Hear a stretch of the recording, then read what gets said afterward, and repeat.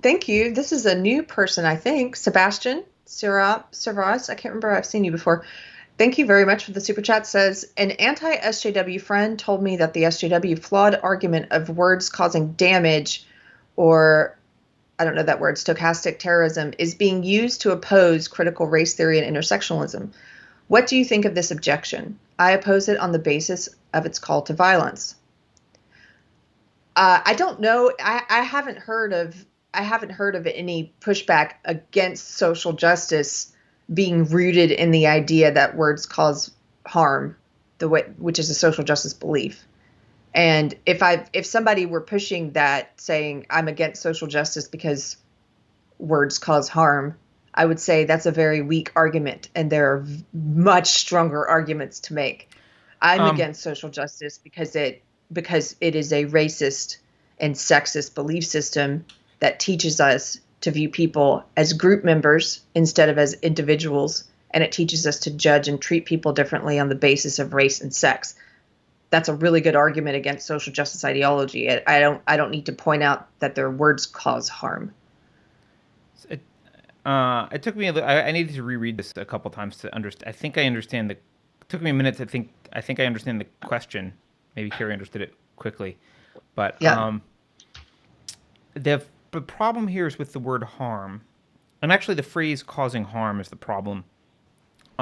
Words do cause harm in the sense that words have meaning, and meaning and ideas matter, and meaning inspires people to behavior, and behavior can be physically harmful.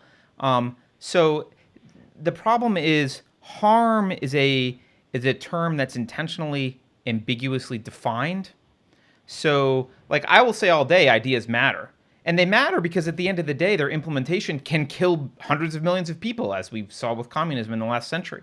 So, ideas matter. Words do cause harm in that sense.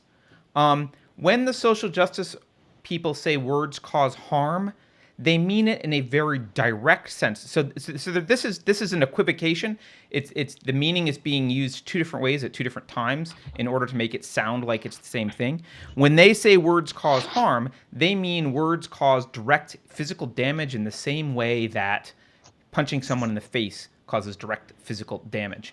And I would say yes, words do cause harm, but not that kind of harm. And so long as you're not causing direct physical harm, the way to counteract that bad idea that can eventually cause harm is with another idea that can eventually prevent harm. So you don't punch a social justice warrior in the face because their words killed 100 million people last century. You don't get to use violence against them because they're spouting an idea that when it is manifest is deadly. You use words against them. Likewise, because they don't like your words, they cannot claim, even if they truly believe that your words are fascist and will lead to Hitler, they cannot punch you in the face for spouting words that they believe, quote, cause harm. So the difference in that, you're looking at like one direction it's causing harm, and the other direction it's causing harm, and they're trying to say, that, hey, you can't have it both ways. And no one's trying to have it both ways unless they're lying about the meaning of the word, the phrase cause harm, and they're using it in one sense in one direction and another sense in the other direction. Be careful of that. There's a lot of equivocation that happens constantly when talking to the left. Equivocation is very, very common.